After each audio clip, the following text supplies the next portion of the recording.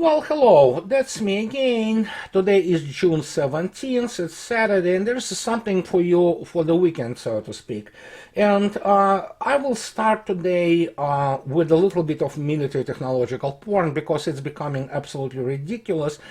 And as I already stated, and I will continue to state that if you see any journal from British media or most of the American media, get on the other side of the street because you will get some kind of the infectious disease from those people. Because not only they ignoramuses, I don't know, they spill BS in such a copious amounts that you have to address it, and I will address it immediately here because we will start with Telegraph. This is the pretty much tabloid, but that's the only thing actually British read. And before I go into the technological part of it, let's get a little bit into the thing which is allegedly more respected, same garbage, basically, same dumpster as the Times of London, and that's what they say. This is the guys who write about armed forces. As you can see yourself, British Army could get off shot of male ranks, and the Army is considering replacing centuries-old ranks such as riflemen and guardsmen with gender-neutral terms because they are too masculine. So there you go. So each time now you will hear anything from any kind of journal from UK, well, same happening to a degree in the United States, anything related to the military technology, operational art, tactics, let alone strategy, just discarded as garbage. However, I want to point out to you the fact what those people are. They are, because they are not really, they don't know anything, literally. Here it is. This is one of the recent Telegraph's statements, which is, of course, complete BS, and I'll explain why it is. And they say that Israel's new hypersonic defense system defies Russia and Iran's impossible boast. Israel is building the world's first air defense systems dedicated to shooting down hypersonic missiles in a major challenge to Russia and Iran, who have claimed that they are impossible to shoot down. Okay, first, I heard news that Iran allegedly has developed some kind of the missile, hypersonic missile, and I already have been through these hypersonic issues many times. I will repeat again. Most likely what Iran built is something is similar to, or in some way similar to, the Ira ballistic missiles, or still ballistic missiles, which can basically maneuver at the terminal. And most likely it is something like idea of Iskander missile, which is ballistic missile, but it also can fly into the suppressed trajectory, which is within Earth atmosphere, read my lips, within Earth's atmosphere, and it can maneuver. It doesn't have the scramjet or any kind of the power block which powers it constantly, unlike it is with the 3M22 Zircon, which is in the serial production. And this is a completely new step in the in this world of hypersonics, because it can fly high or low within the Earth atmosphere, and it is powered throughout all of its flight. Evidently, those criteria are too difficult to understand for people who graduate all those humanities degrees from Ivy League or Oxford in Britain, and so that you have this stupid thing about Israel. And yeah, let me tell you, Israel will not be able to build it anything workable. And let me explain why. This is another thing which many people do not understand. Look at Israel. Here's the map of Israel, and as you can see yourself, it's basically from the Golan Heights to the very, very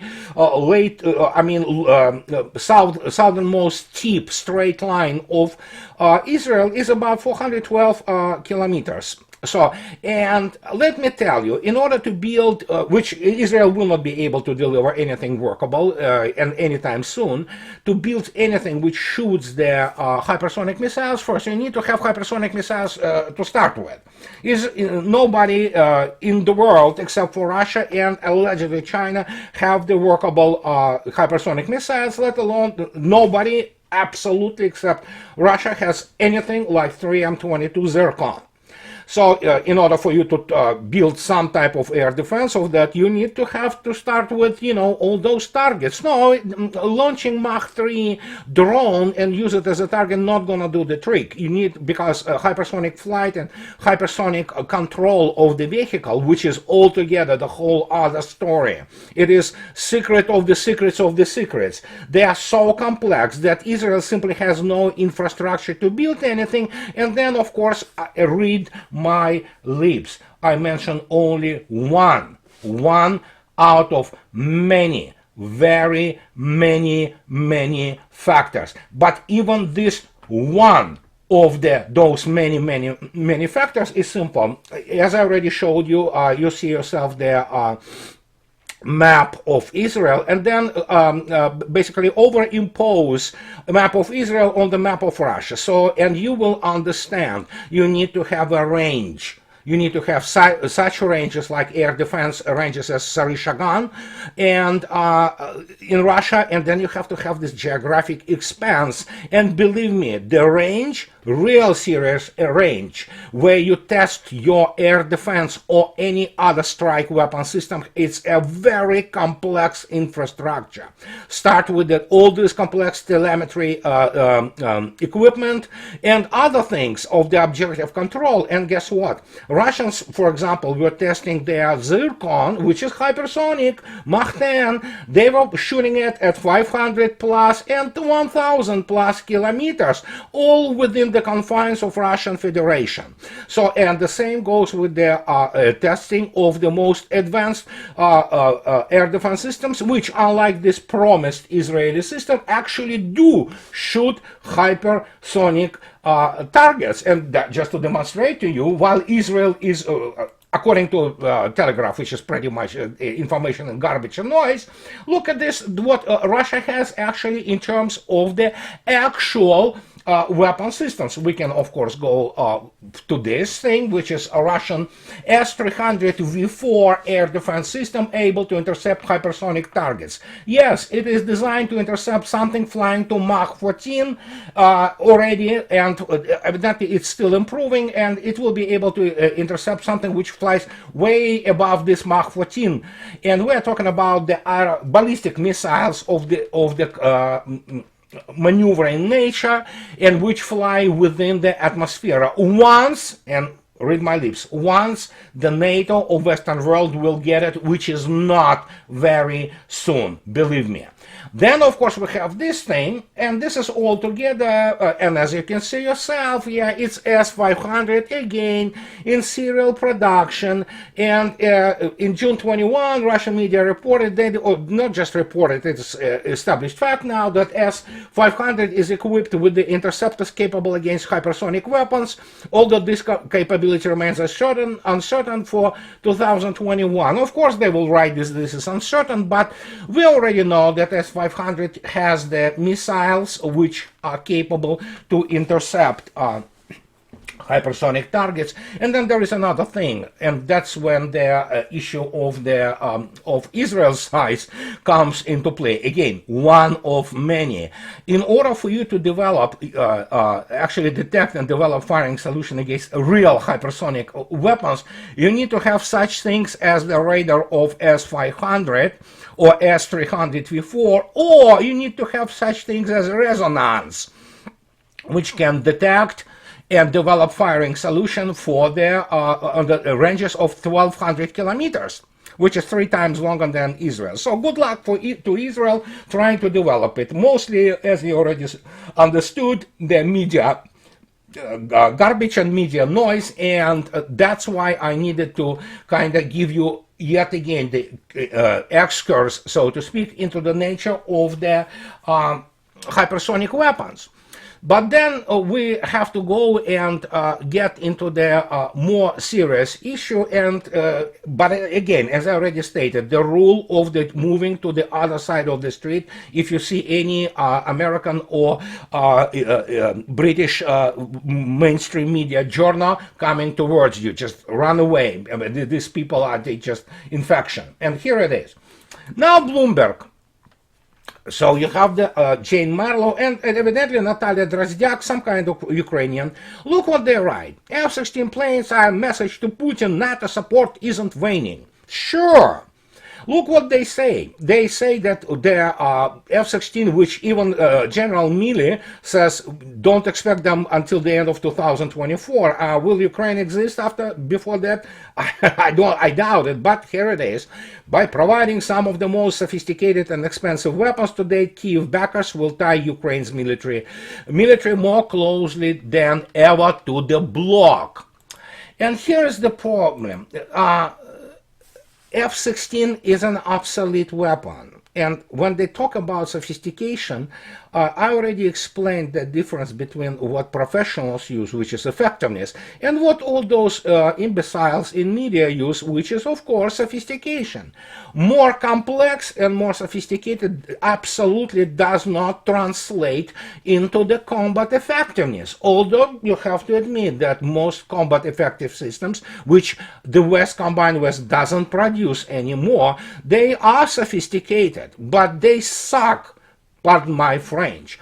And this is the other thing which we need to talk about, because obviously people who call the Patriot Pack 3 or Leopard tanks, now we know that Ukrainians who man those Leopard tanks are refusing to go on the offensive because they will be burned with their tanks, or let alone F-16. Guys, this is the weapons for the 1990s. These are the weapons of the old and unworkable military doctrine and the whole kind of philosophy of attacking defenseless countries. Then, yeah, sure, all those Abrams, F-16s flying, then, yeah, sure, why not? I mean, that works. For example, if you need to destroy Iraq, let alone Afghanistan, that's the perfect place to kind of exercise this type of the delusion, military delusion, which is, of course, have been created by very incompetent people. And when you look at this, you begin to understand that, you know what, indeed, will those F-16s, which obviously the combined West is trying to kind of not to deliver, will they survive the modern battlefield? No, they will not survive. It doesn't matter how many they put there, 50, 100 F-16s, or for that matter, F-18s. They are not designed to find modern battlefield. And that's what I'm on record for so many years. It's like ad nauseam. And just to read my book from 4 years ago, which is called Real Revolution in Military Affairs. It actually describes quite in detail what is happening right now in Ukraine. And what now is happening in Ukraine is the fact that NATO actually is in panic because, well, some people say that when you look at what is happening there and you see there are piles of evidence, a huge number of photos and videos about those leopards and those Western weapons being burned in industrial quantities there, they are in panic because obviously they are not ready. And there are some people who say that, and I want to put it very simply, who really think that America wants war. For example, Jeffrey Sachs, he had epiphany about his role in basically destroying Russia's post-1991 economy. Then he had the epiphany and became kind of like a responsible man. But he is great, maybe great professional and professor of economics, but he certainly doesn't understand war. Yet they continue to say that USA wants war. For example, like in the yesterday's video with Heinz, whatever the name of the guy. So, and they were discussing this. But I agree that United States wants war.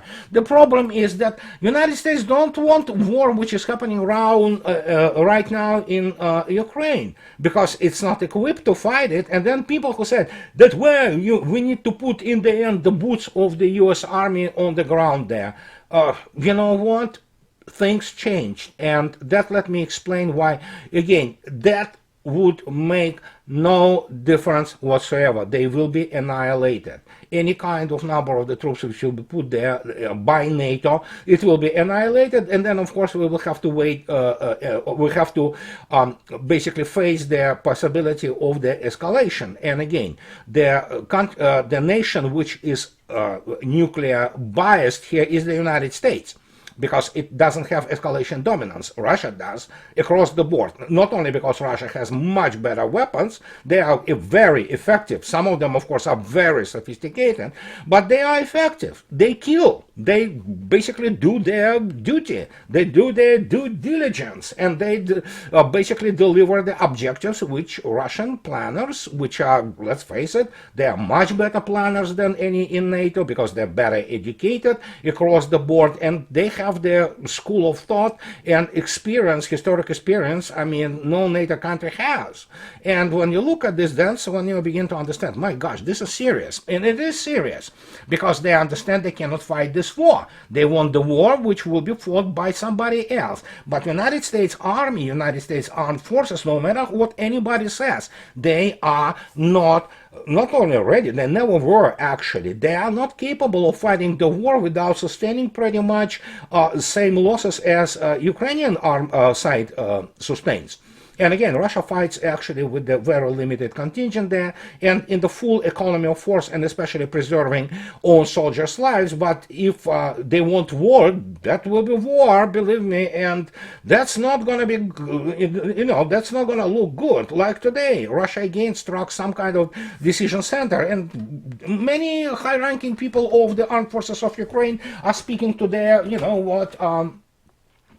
some people in hell or heaven, I don't know. So, but let's go further. And here we, of course, come to the thing which is Mr. Putin confirms yesterday. While speaking to the SPIEF, St. Petersburg International Economic Forum, Mr. Putin said absolutely clearly, yeah, there were 5 Patriot complexes around Kiev, and said, yeah, if we for us it would represent no difficulties to annihilate any kind of building in the middle of the Kiev, because if we already annihilated 5 Patriot Pact 3 complexes around Kiev, so what's the problem? No problem. And he says there are no limitations. So there you go, and that is why they are in panic. And this is what I constantly say. No American plan. No American doctrine. And they don't teach it in West Point or General Staff College or in any Army War College, what have you, or any war college for that at all in the United States. They don't understand what it is to fight with the enemy, which can reach you, forget about strategic weapons, which can reach you into operational depth. And as I am on record, read my lips, I have been on record for many years.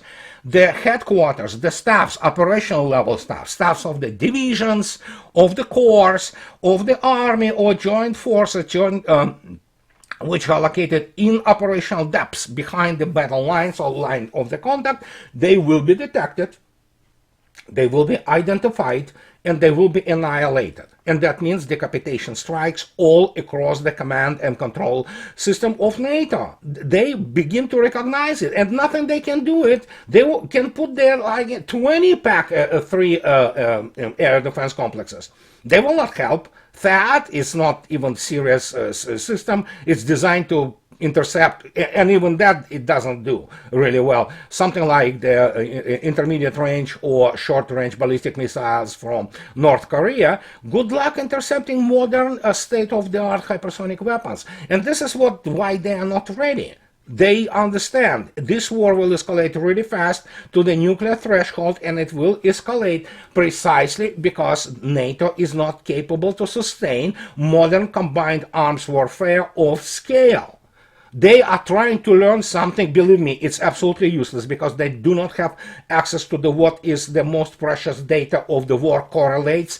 Russia has this war correlates data. Obviously, it's been poured into the general staff and being analyzed and systematized every day, 24/7. What they have only this data from Ukrainian side. And Ukrainian side data is primarily about how many killed every day. And every day right now with this counter-offensive absolutely destroyed. They understand that even today, just for you to know, full mobilization have been announced in the no less Ivano-Frankivsk area of Ukraine, which is full-blown Western Ukraine. All those, people who support Nazi, they are devout and, ideological Nazi people. They hate Russian gods, but they have to go and now do the full mobilization there because they are running out of the mobilization potential, or what you need the personnel to fight anything.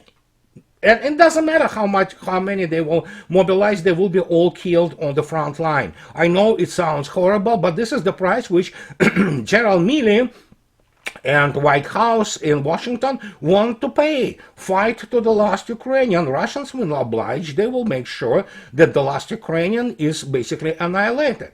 And that's what Mr. Putin was talking about, the sanitary cordon, so to speak, when he was talking about it yesterday at SPIEF, St. Petersburg International Economic Forum. And people made already a number of the,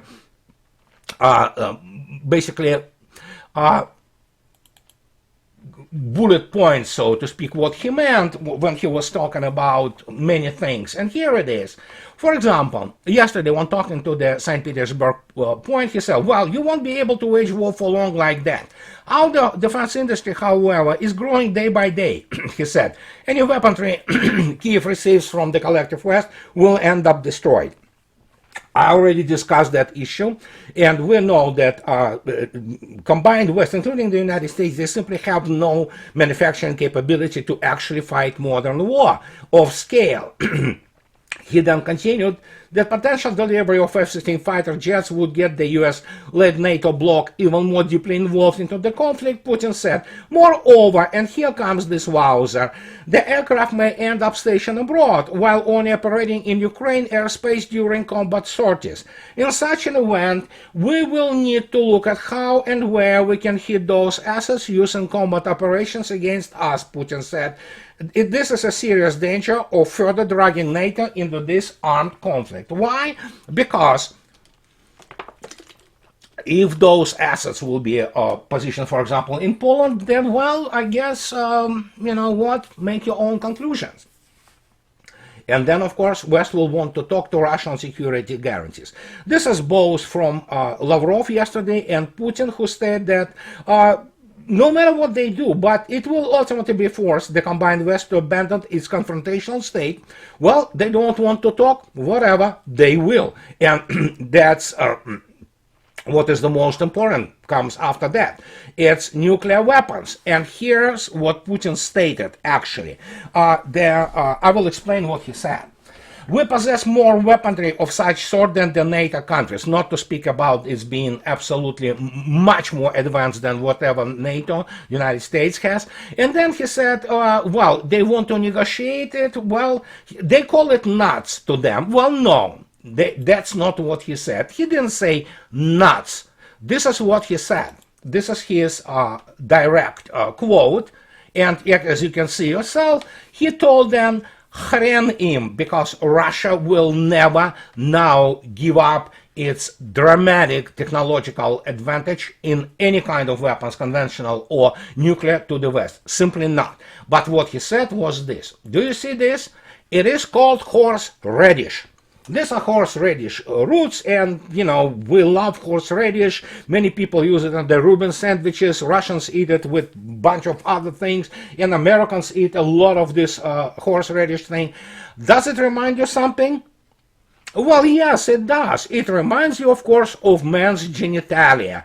And in Russian language, when you say hren, it means, It means you can also surmise. That it means you can go and exercise yourself with the male genitalia. And this is the only tone and way you can talk to combined West, of course, without using the other kind of step above Russian term of the hren or horseradish, but I'm not going to be pronouncing it. Russians know this word. It's a three-letter word, most famous Russian word probably in the world, maybe with the exception of Sputnik. But that's what Putin said. And we have to understand that also Mr. Lavrov also stated that, if you read attentively, he stated yesterday about the West disposition, that he's talking about the Anglo-Saxon world basically subverting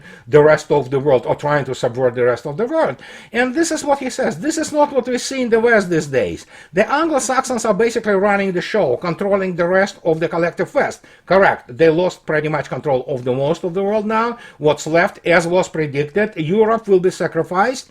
And of course, the collective West, they control it. There's no doubt about it. They are using the current situation which they created through Ukraine, this war against Russia, to remove competition. And you might ask, what competition we're talking about here?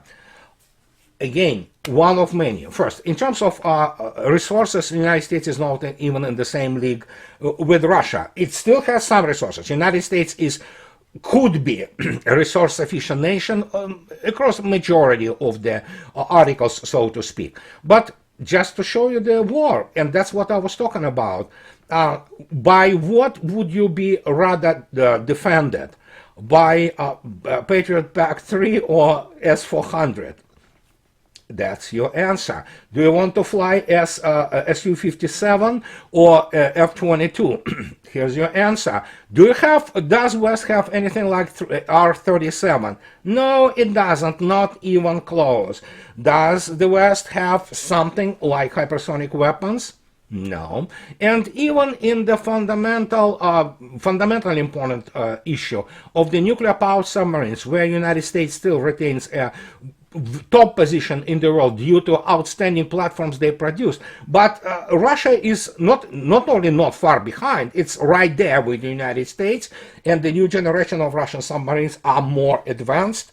And in terms of weapons, there is no even comparison. While platforms compare somewhat plus minus here and there in terms of weapons, all kinds of weapons which submarines carry, there is no even comparison. And when you go over it, and you begin to look at it, you begin to understand, yes, this is the competitions they're afraid of. And that is why they need to sell as much as possible right now, because, as you might expect, for example, Algiers signed truckload of agreements with Russia, and the president of Algeria was there in Russia for 4 days, and they were just like meeting non-stop. Well, guess what? Algeria, some said it was 8.5, but then the Iranian agency says that actually the number for the arms contract alone, arms between Algeria and Russia, is $37 billion. So, and when you look at the dynamics of the de-dollarization and things like that, yeah.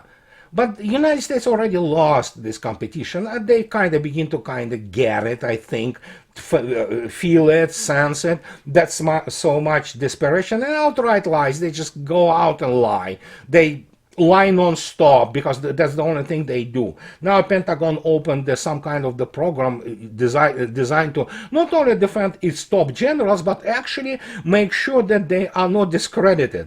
You know what? I never saw, as my friend Larry Johnson says, the unbelievable military malpractice in the world. Vietnam is not even coming close to this, because what you see here, basically Milley and his cabal in Pentagon, well, they are not that good of planners. They basically, what they do, they send wave after wave of Ukrainians into the meat grinder, and they are being obliterated. This is unprecedented. Even in the end of World War II, even Germans, they tried to they were throwing people, but at least they were not insisting for them, and very few of them in 1945 have been already executed by them. In Ukraine, it happens all the time. They shoot their troops, which obviously are not very enthusiastic, to put it mildly, to go on the offensive because they know they're not going to survive. They shoot them in the backs. And this is like, well, yeah, that's the Pentagon planning, I guess. They are content with, not content, they like what they see, because they need any kind of military success. They cannot get it. They're just not in the same league. They don't understand how this whole thing happens. And you cannot just scale up things. The larger the scale of the conflict, the more different, sometimes dramatically different dynamics is involved, and especially when you fight the country such as Russia, which is economic and military superpower. So, and Mr. Jeffrey Sachs can say whatever he wants, but the point is, Pentagon knows there are still some competent people left there who can count. They know what's going to happen if they want to put boots on the ground and really fight Russia conventionally. The United States will go literally ballistic and nuclear because Russia has all keys to the escalation in terms of escalation dominance, and that's what drives modern geopolitics. And the only thing they have, again, it's all PR. They don't know how to do anything else. The only thing they know is PR, to, for example, re-elect themselves or, abuse sinecures and all those media organizations. They don't know anything tangible. They cannot do anything tangible. They cannot fight real wars. They cannot produce real production anymore. The only thing is all about this virtual world of being re-elected and continue to abuse sinecures in the political organizations, be them a legislature or what have you, and in media. That is why it is military-industrial media complex today. Well, we can throw in congressional complex too, as Eisenhower wanted to add in his speech and was told not to use it, because people from Raytheon who lost all of its reputation, they cannot fail to understand this. They would kill just for their basically profits, but you know what? As I already stated, people would prefer probably S-400 to any kind of modification of PAC-3, let alone all those virtual, non-existent fantasy weapons from Israel. And this is what I wanted to tell you today, because it needs to be told, and we're gonna hear about it. It's a huge success, this St. Petersburg International Economic Forum, but details will follow, and we'll probably talk about them the next week. And so, guys, this is me kind of closing for this week, and have a really nice weekend. And those who can and like what I do, please subscribe to my channel and support me on the Patreon or buy me a coffee too. I really appreciate your support. So, have a nice weekend, guys. Bye-bye.